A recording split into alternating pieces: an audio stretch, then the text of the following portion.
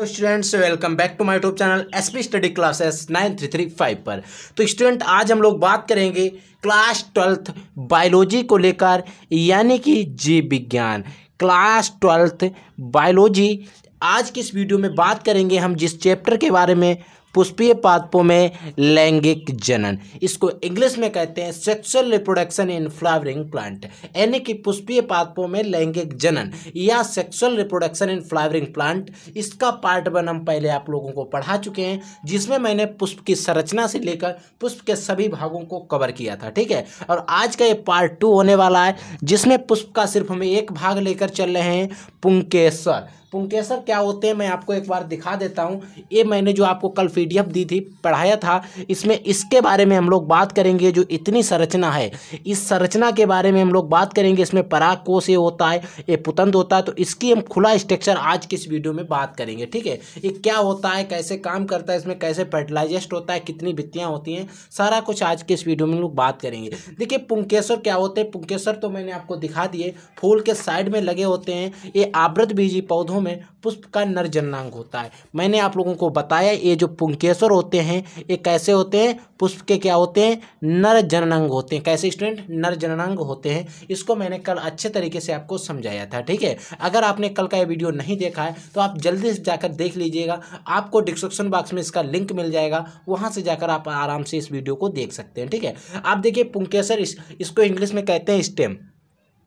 ठीक है, स्टेम क्या होते हैं, देखिए ये पुंकेसर जो होते हैं आवृत बीजी पौधों का नर जननांग होते हैं। जो पुंकेसर होते हैं, आवृत बीजी पौधा जो होता है उसके क्या होते हैं, मेल नर जननांग होते हैं। ठीक है, ये मुख्य रूप से 2 भागों में बांटे जाते हैं या विभक्त होते हैं। ये क्या होते हैं, 2 भागों में विभक्त होते हैं। इनके मुख्य रूप से 2 भाग होते हैं। वो 2 भाग कौन कौन से होते हैं, देखिए मैं आपको बता दूं। ये भाग जो यहाँ पर इतना भाग होता है, ये तो होता है परागकोश, परागकोश। ठीक है, और ये जो नीचे वाला यहाँ से लेकर यहाँ तक का जो भाग होता है, ये वाला, ये तो हमारा होता है पुतंतु। क्या होता है स्टूडेंट, पुतंतु। तो ये 2 भाग हो गए, एक परागकोश और एक पुतंतु।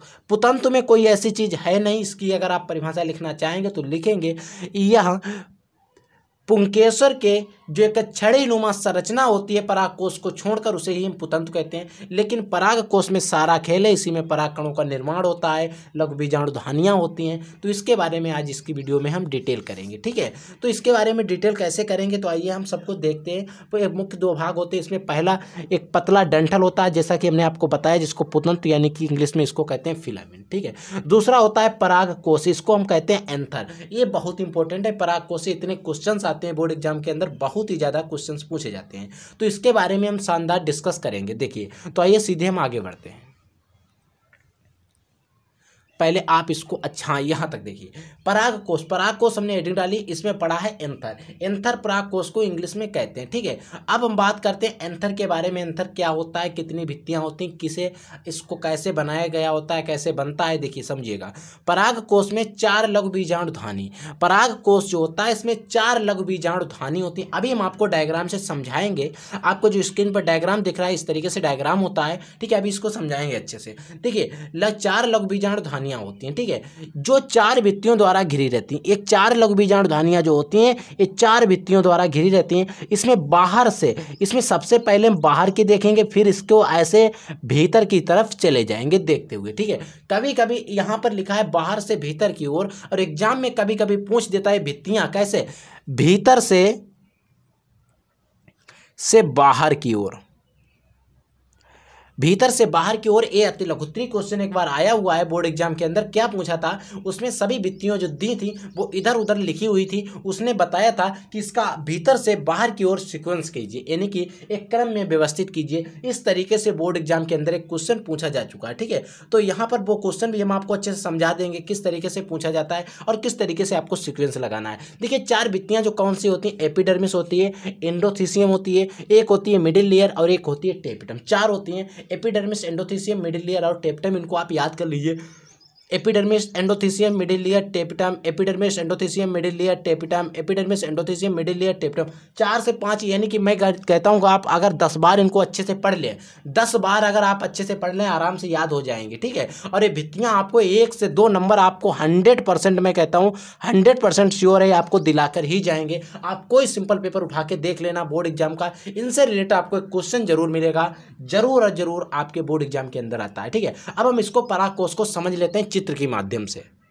पहले तो आप क्या कीजिए, पराकोष ही देख लीजिए। देखिए आपको जो स्ट्रक्चर दिख रहा है, एक लंबी छड़ी जैसी संरचना दिख रही है, क्या हमारी पराकोष है। ऊपर जो आपको टॉप पर दिख रहा है क्या हमारा है, पराकोष है, ठीक है। इसी में आप देखिए इधर आपको साइड में जो स्ट्रक्चर दिया है ए वाला, ये क्या है, पराकोष की काट है। इसको पराकोष को इसमें 4 अगर आप गिनेंगे तो 4, 1 2 3 और एक 4 डिब्बे जैसे आपको संरचनाएं दिखाई देंगी। तो इनका माइक्रोस्कोपी स्ट्रक्चर आपको दिखा रहे हैं, देखिएगा।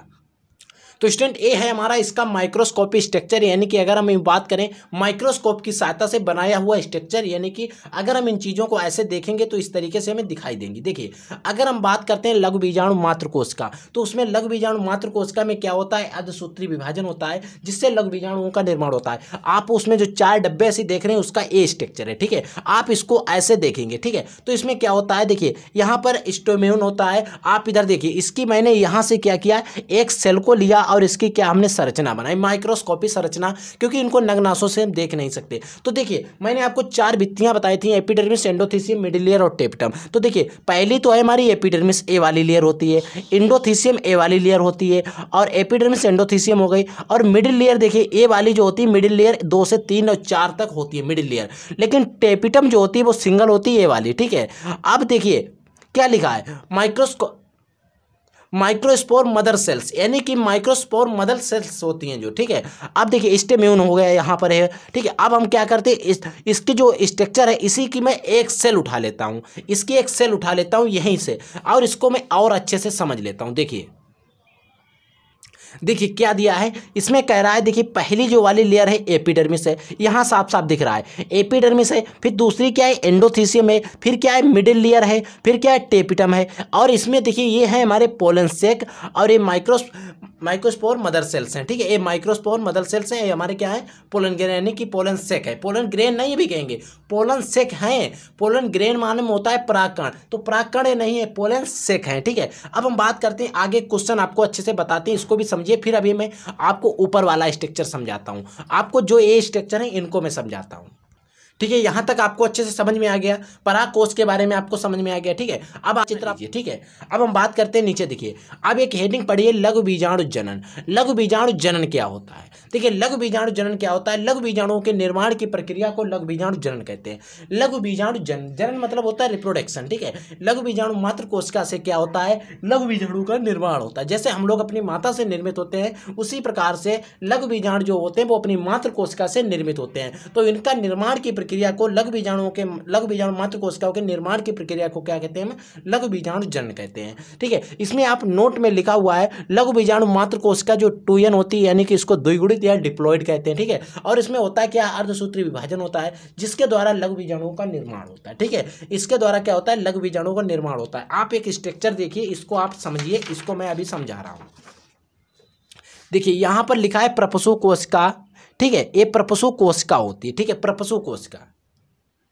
अर्चेस्पोरियल सेल जो होती है, इसको इंग्लिश में कहते हैं अर्चेस्पोरियल सेल्स, यानी कि प्रपसु कोशिका। प्रपसु कोशिका क्या होती है, इसमें एक बार विभाजन होता है, जिससे 2 कोशिकाएं बनती हैं। एक कोशिका बनती है प्राथमिक भित्ति कोशिका, यानी कि प्राइमरी पैराइटल सेल्स, और एक कोशिका बनती है प्राथमिक बीजाणुजन कोशिका, प्राइमरी स्पोरगेनेसिस सेल्स, यानी कि इसको इंग्लिश में कहते हैं पीसीसी। शॉर्टकट में क्वेश्चन एक बार आया है बोर्ड एग्जाम के अंदर, इसीलिए मैंने आपको बताया है। इन दोनों का एक बार फुल फॉर्म बोर्ड एग्जाम के अंदर अति लघुत्तरी क्वेश्चन के अंदर पूछा गया, आधा नंबर में 1 नंबर इसके लिए आपको दिया जाता है। देखिए प्राथमिक भित्तीय कोशिका जो होती है, इसकी आप भित्तीय कोशिका से ही आपको समझ आ रहा होगा कि किसका निर्माण करेंगे, भित्तियों का।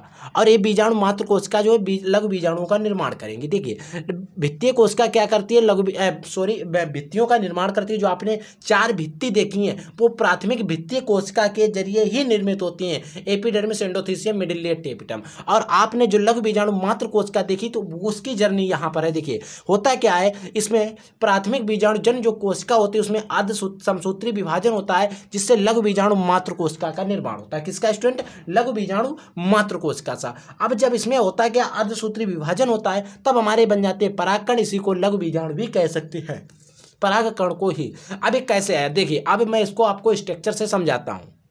देखिए यहाँ पर एक आपको कोशिका दिख रही है, एपिडर्मिस और एक मेरिस्टेमेटिक सेल्स। देखिए यहाँ पर लिखा है आर्चोस्पोरियल सेल। आर्चोस्पोरियल सेल इसी को कहते हैं क्या, परपशु कोशिका, परपशु कोशिका। और देखिए यहाँ पर ये आपको सेल्स दिख रही है, ये सेल्स जो होती कुछ बड़ी होती है। देखिए यहाँ पर कई सेल्स बना रही है। एपिडर्मिस इसकी लेयर हो गई। ये क्या, प्राइमरी पैराइटल सेल यानी कि प्राथमिक भित्तीय कोशिका। प्राइमरी पैराइटल सेल्स कौन सी है, देखिएगा प्राइमरी पैराइटल सेल्स ए वाली है, ठीक है। और प्राइमरी स्पोरोजेनेसिस सेल्स कौन सी है, ए वाली, ठीक है। अब देखिए ये वाली सेल्स जो है ये तो किसके, लघु बीजाणु का निर्माण करती है।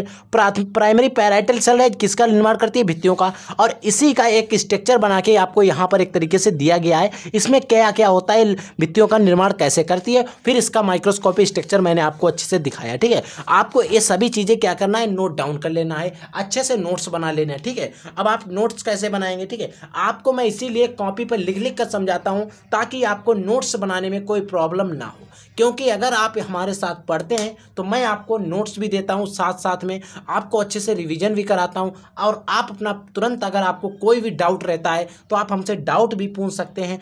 मैं आपको एक एक टॉपिक बताता हूं, अच्छे से रिवीजन भी करवा रहा हूं। और जैसे ही आपका एग्जाम नज़दीक आएगा मैं आप लोगों को चैप्टर वाइज, सब्जेक्ट वाइज आपका रिवीजन करवाऊंगा, न्यूमेरिकल्स करवाऊंगा, जिसमें न्यूमेरिकल्स हैं। इसके मैं ऑब्जेक्टिव क्वेश्चंस भी कल यहाँ तक का मैंने आपको टॉपिक पढ़ा दिया। कल के वीडियो में आपको यही तक के टॉपिक के टॉप मोस्ट इंपॉर्टेंट क्वेश्चंस मिल जाएंगे, क्योंकि मैं जो टॉपिक पढ़ाऊंगा उससे रिलेटेड क्वेश्चन पहले करवा दूंगा। क्योंकि क्वेश्चन करवाने से आपको लोगों को एक आइडिया हो जाएगा कि हमसे किस तरीके से बोर्ड एग्जाम के अंदर क्वेश्चन हमसे एग्जामिनर पूछने वाला है। तो उससे एक आइडिया मिल जाता है कि हमको हमारी तैयारी कैसी है और हमें कितनी मेहनत करनी है अभी तैयारी को लेकर, ठीक है।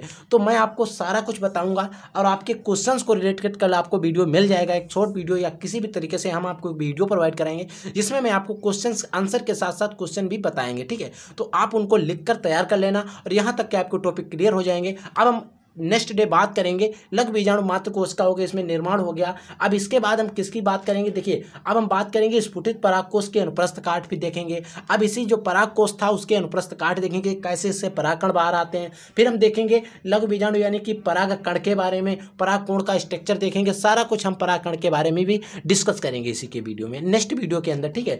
तो आज के लिए इतना ही, हम लोग बात करते हैं नेक्स्ट वीडियो में नए टॉपिक के साथ। तब तक के लिए जय हिंद, वंदे मातरम।